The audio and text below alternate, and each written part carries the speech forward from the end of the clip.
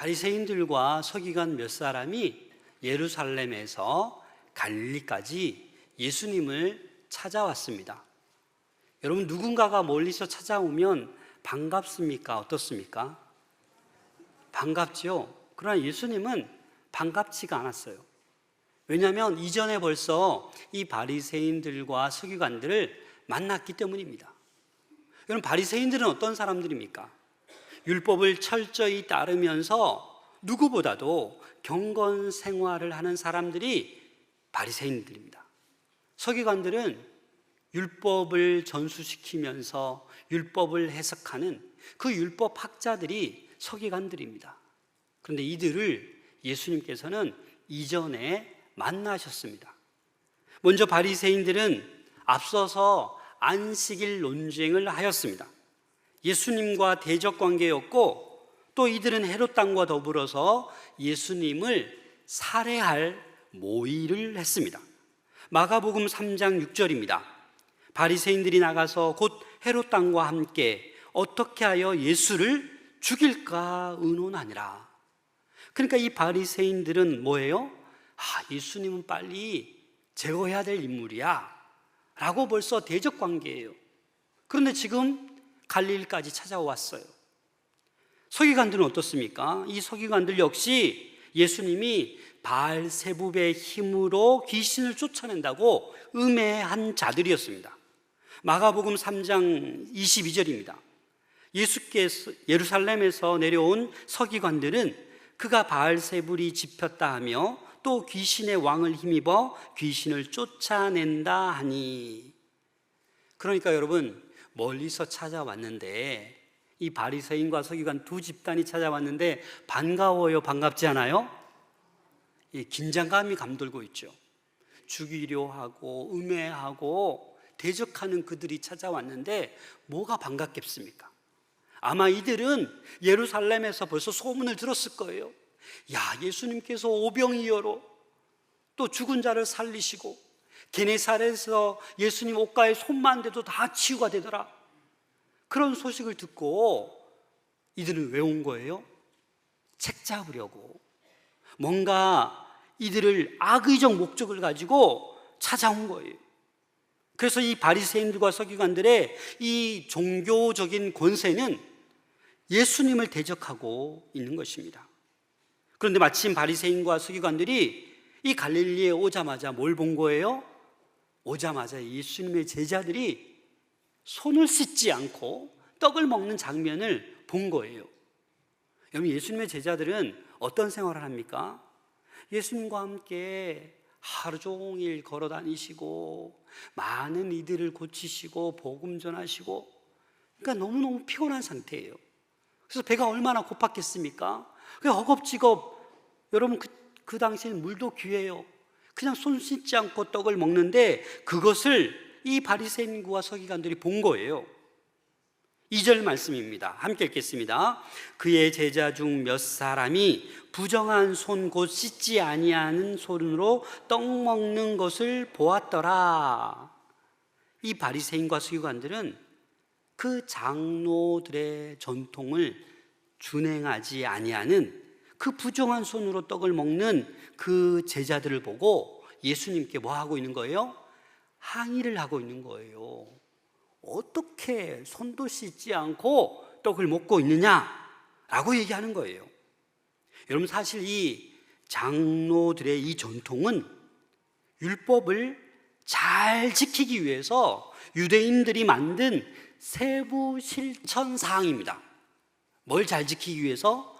율법을. 그런데 이 선한 의도로 시작되었는데 이 장로의 전통이, 이 사람의 전통이 하나님의 계명과 같은 권위를 부여하게 된 거예요. 그래서 부작용이 생기기 시작한 거예요. 그래서 이 바리새인과 유대인들은 원래 조상들이 지켜온 그 전통에 따라서 손을 씻지 않으면 절대로 먹지 않았어요. 아무리 배고파도. 그래서 어떤 문헌에 보면 그냥 손을 씻는 게 아니라 팔꿈치까지 손을 깨끗이 씻었다고 합니다. 대단하지 않습니까? 오늘 3절 4절 말씀을 함께 읽겠습니다. 시작. 바리새인들과 모든 유대인들은 장로들의 전통을 지키며 손을 잘 씻지 않고서는 음식을 먹지 아니하며 또 시장에서 돌아와서도 물을 뿌리지 않고서는 먹지 아니하며 그 외에도 여러 가지를 지키어 오는 것이 있으니 주발과 녹그릇을 씻음이러라. 오늘 이 3절 4절 성경책을 자세히 보시면 어떻게 표시되어 있어요? 가로 표시가 되어 있죠. 이것은 유대 관습에 익숙지 못한 이 이방인들을 위해서 유대인의 정결례를 설명하고 있는 삽입구입니다. 유대 종교 지도자들의 이 정결 전통을 직접 설명하는 부분이 3절, 4절입니다. 사실 율법에는요, 떡 먹기 전에 손 씻으라는 규정이 있어요, 없어요? 없어요. 어느 율법을 찾아봐도, 구약에 찾아봐도 떡 먹기 전에 손을 씻어야 된다는 말은 없어요. 어떤 말이 있어요? 제사장들이 회막이나 제단에 가까이 갈 때, 제사를 드릴 때는 손과 발을 씻으라고 합니다. 어디에서? 물두멍에서 손과 발을 씻으라고 말씀하셨지, 일반 백성들이 먹기 전에 손 씻으란 말은 없습니다.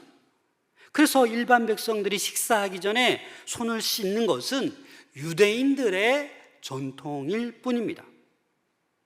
그래서 그들은 철저하게 이 정결 의식을 지켰습니다. 그런데 사실 이 음식의 문제가 아니라 그들의 마음의 문제였습니다.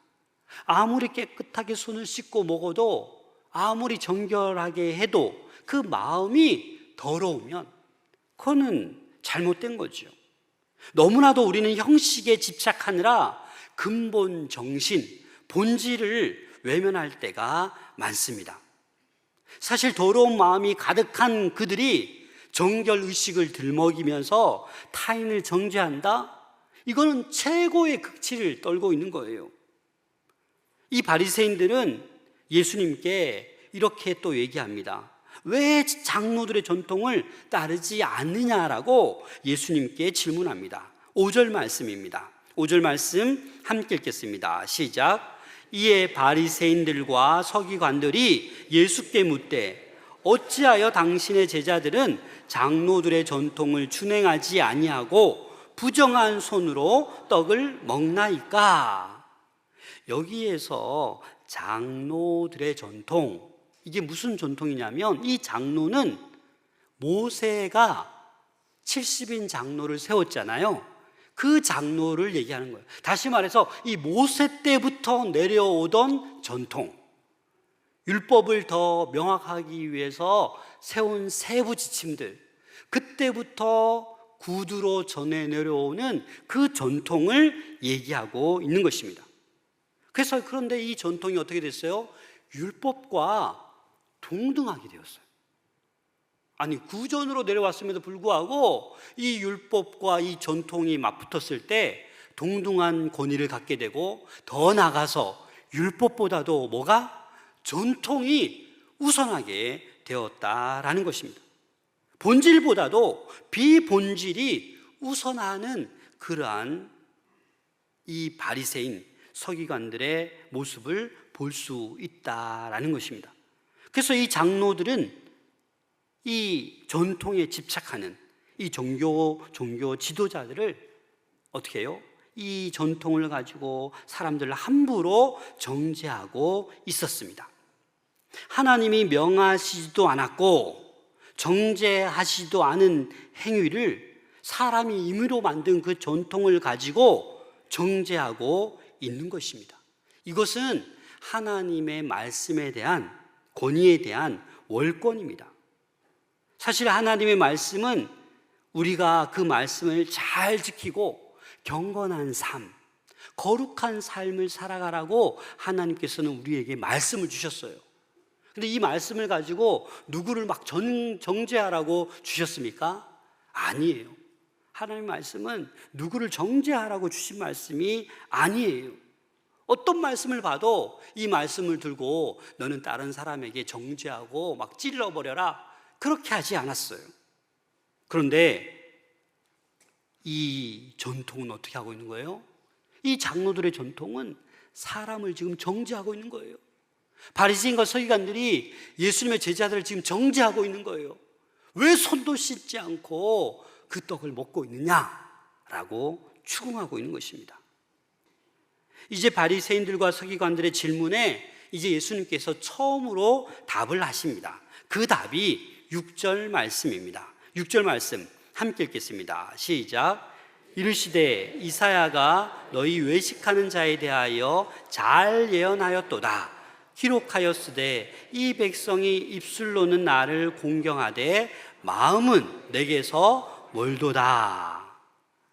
예수님은 이 바리새인과 서기관들이 이런 의식적인 정결함을 이 율법의 요구 이상으로 추구하다 보니까 결국 이사야가 예언한 대로 이들이야말로 위선자라고 말씀하고 있습니다.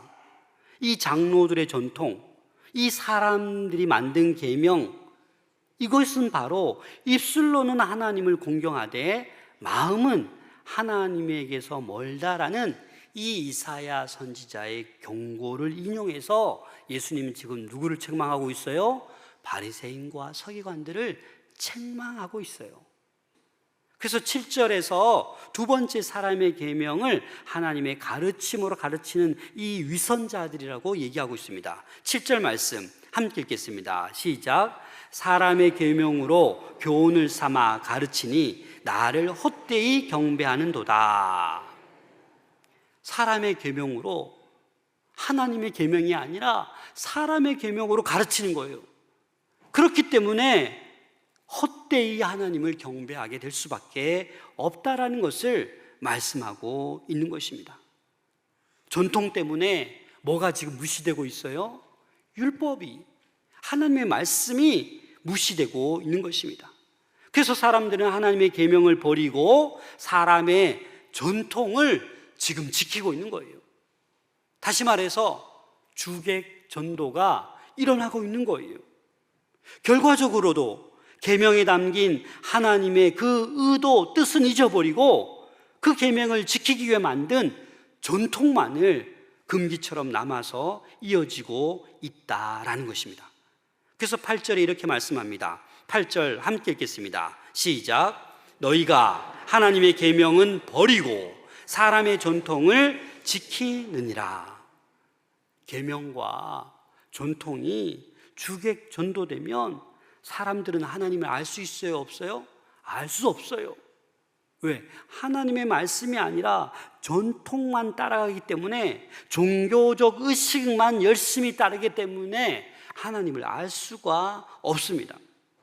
우리는 율법의 근원이자 완성이신 예수님께 집중해야 됩니다.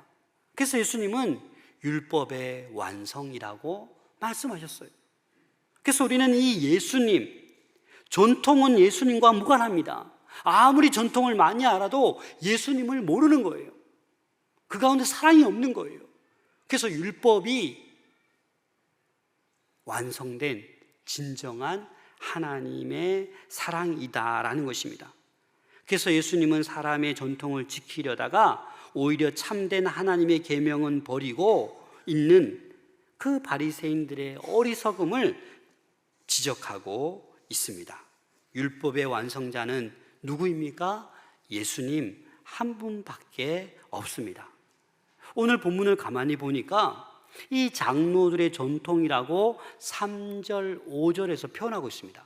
그런데 8절에서 뭐라고 표현하냐면 이 장로들의 전통을 뭐라고 바꿔 말하고 있어요? 사람들의 전통. 다시 말해서 계속 조금씩 깎아내리고 있는 거예요. 모세 때로부터 내려오던 그 장로들의 전통이 이제는 사람들의 전통이 되어가고 있다라고 말씀하고 있는 거예요. 9절 말씀 함께 읽겠습니다. 시작. 또 이르시되 너희가 너희 전통을 지키려고 하나님의 계명을 잘 버리는도다. 8절의 이 비판적인 내용을 반복하고 있어요. 잘 읽어보면 뭐라고 얘기하고 있어요? 예수님께서 좀 조롱하듯이 말씀하고 있어요. 그래, 하나님의 계명 잘도 버리네, 그렇게 가볍게 여기고 있냐라는 투로 지금 말씀하고 있는 것입니다. 이제 예수님은 이 전통이 하나님의 계명을 어떻게 지금 왜곡하고 있는지 이제 쉽게 구체적인 예를 들어 설명하고 있습니다. 그 한 예가 바로 10절 말씀입니다. 10절 말씀 함께 읽겠습니다. 시작. 모세는 내 부모를 공경하라 하고 또 아버지나 어머니를 모욕하는 자는 죽임을 당하리라 하였거늘. 여러분, 10계명 가운데 제5계명이 뭐예요? 내 부모를 공경하라. 그럼 이 말씀 가운데는 어떤 의미가 포함되어 있냐면 물질적으로도 내 부모를 봉양하라라는 거예요. 그렇잖아요. 그게 그 계명 안에 포함되어 있는 것입니다. 그래서 율법에는 아버지나 어머니를 모욕하는 자는 반드시 죽임을 당하리라 라고 말씀하셨어요. 그래서 부모를 공경하지 않는 죄가 얼마나 심각한 죄인지 우리에게 말씀해 주고 있는 거예요. 그런데 이 10계명 가운데 5번째 이 율법의 계명이 어떻게 되고 있다라는 거예요. 이 장로들의 전통으로 말미암아 이 계명이 무시되고 있다라는 거예요. 폐해지고 있다라는 거예요. 11절 말씀입니다. 함께 읽겠습니다. 시작. 너희는 이르되 사람이 아버지에게나 어머니에게나 말하기를 내가 드려 유익하게 할 것이 고르반 곧 하나님께 드림이 되었다고 하기만 하면 그만이라 하고. 이 고르반이라는 말은요 아람어예요. 무슨 뜻이 있다고요? 하나님께 드림이 되었다. 이 말은 뭐냐면 이 당시 내가 하나님께 내가 이 제물을 드리겠습니다 라고 선언하면, 맹세하면 부모에게 봉양을 해도 돼요, 안 돼요? 안 해도 된다라는 거예요. 내가 하나님께 드렸기 때문에 내가 부모님께 이 봉양을 안 해도 된다라고 그렇게 악용이 되었어요. 제물로 부모를 봉양하지 않아도 된다라는 이 고르반의 가르침을, 이 고르반의 소원을 악용해서 내 부모를 공경하라, 이 5번째 율법 계명을 어겨버렸다라는 거예요. 뭐가 더 본질이죠? 뭐가 본질이에요? 내 부모를 공경하라는 이 율법이 본질이에요. 그렇잖아요. 고르반, 이것은 후대에 생긴 비본질적인 전통이에요. 근데 이 유대인들, 바리새인 서기관들은 이 전통을 더 지금 우선시하고 있는 것입니다. 그리고 가다가 뉘우쳐서 내가 이제 부모님께 잘해야지 라고 얘기하면 어떻게 해요? 이 종교 지도자들이 그렇게 할 수 없어, 한번 맹세하면 끝이야 라고 거절하는 거예요. 허락지 않는 거예요. 그래서 이 바리새인과 서기관들은 한번 고르반 해버리면 그 어떤 것도 허락하지 않았습니다. 그래서 부모를 위해서 무엇인가 행하려고 해도 행할 수가 없는 거예요. 또 어떤 사람은 오히려 내가 부모님께 봉양하기 싫어서 그냥 하나님께 고르반하고 드려버리는 그런 경우도 우리가 추측할 수 있습니다. 여튼 이 본문에서는 예수님께서 누구를 비판하고 있는 거예요? 종교 지도자들, 바리새인과 서기관들, 이들을 지금 이 고르반이라는 것을 통해서 그 부모들에게 아무것도 허락하지 않는 이들을 지금 하나님께서는, 예수님께서 비판하고 있는 것입니다. 결국 이들은 하나님의 말씀을 버리고 사람의 전통을 지키고 있습니다. 13절 말씀 함께 읽겠습니다. 시작.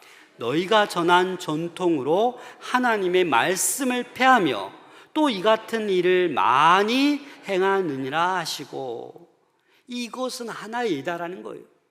내 부모를 공경하라, 이 율법을 폐해버리고 전통을 따르는 거, 이거 하나의 예라는 거예요. 다른 일이 어떻게 있다고요? 많이 있다라고 지금 얘기하고 있는 것입니다. 율법을 세분화하여서 철저히 더 구체적으로 지키려고 했지만 도리어 하나님의 말씀을 무효화하는, 하나님의 말씀을 폐해버리는 어리석은 결과를 초래하게 되었다라는 것입니다. 우리 요한계시록 22장 18절 19절입니다. 함께 읽겠습니다. 시작. 내가 이 두루마리의 예언은 말씀을 듣는 모든 사람에게 증언하노니 만일 누구든지 이것들 외에 더하면 하나님이 이 두루마리에 기록된 재앙들을 그에게 더하실 것이요 만일 누구든지 이 두루마리의 예언의 말씀에서 제하여 버리면 하나님이 이 두루마리에 기록된 생명나무와 및 거룩한 성의 참여함을 제하여 버리시리라. 여러분, 지금 뭘 얘기하고 있는 것입니까? 하나님의 말씀에 더해서는 된다, 안 된다? 안 된다. 하나님의 말씀에서 빼면 된다, 안 된다? 안 된다. 그런데 오늘날 이단은 어떻게 하고 있습니까? 하나님의 말씀에 온갖 자기의 교훈을 갖다 붙여요. 그래서 뭐라고 합니까? 내가 예수다, 내가 하나님이다라고 사람들을 미혹해요. 근데 어리석은 수많은 사람들이 그게 진리인 양 막 쫓아다니는 거예요. 제가 신학 공부할 때만 해도 우리나라에 100명이 넘는다고 했어요. 내가 자칭 예수다, 하나님이라고 하는 사람이. 무시무시하지 않습니까? 그리고 그 하나님의 말씀을 다 빼버리는 거예요. 말도 안 되게 이것저것만 꿰어가지고 그게 진리인 양 그렇게 가르치고 있습니다. 여러분, 오늘날 교회 일로 바쁘다고 해서 부모님을 모시는 일을 소홀히 하면 됩니까? 안 됩니까? 내가 교회 일이 바쁘다고 자식 돌보는 일을 게을리 하면 됩니까? 안 됩니까? 안 되는 거예요. 직장에서 자기가 해야 될 책임을 성실하게 감당해야 되는 것을 우리 하나님께서는 원하세요. 신앙생활 열심히 한다는 핑계로 부모도 안 돌보고 가족도 안 돌보고 직장 생활에도 성실히 행하지 않는 것 하나님께서 원하시지 않으십니다. 하나님은 믿음의 사람들이 교회 안에서도 좋은 사람으로 인정받을 뿐만 아니라 바깥에 나가서 가정에서도 직장에서도 사회에서도 존경받고 인정받는 사람들이 다 되기를 우리 하나님은 원하십니다. 그래서 이 바리새인들과 서기관들은 하나님과 율법에 대해 열심과 열정을 가지고 있었지만 그 열심과 열정이 자기의 유익에 초점에 맞춰져 있는 거예요. 율법의 껍데기만 지키고 율법의 핵심인 사랑에는 관심이 없었습니다. 사실 이런 모습이 우리의 신앙생활 가운데도 있다라는 겁니다. 하나님께 충성한다고 하면서 옆에 사람을 외면하고 가족을 외면하고 부모님을 외면하고 있다라면 하나님의 말씀을 제대로 알고 있는 것이 아닙니다. 우리는 이 바리새인과 서기관들처럼 이 함정에 빠지지 말고 항상 말씀의 본질에 집중할 수 있어야만 합니다. 계명과 전통. 여러분, 이 주객이 전도되면 안 돼요. 본질과 비본질, 이 주객 전도되면 안 돼요. 우리가 이 말씀을 중심으로 교회 전통보다, 교회 관습보다, 어떤 규정보다, 어떤 총회법보다 하나님의 말씀이 가장 우선시 되어야 됨을 여러분들 명심할 수 있기를 소망합니다. 그래서 우리 가정이, 우리 직장이, 우리 교회가 하나님 말씀을 가장 우선시했을 때 회복의 놀라운 능력이 나타나게 될 줄로 믿습니다.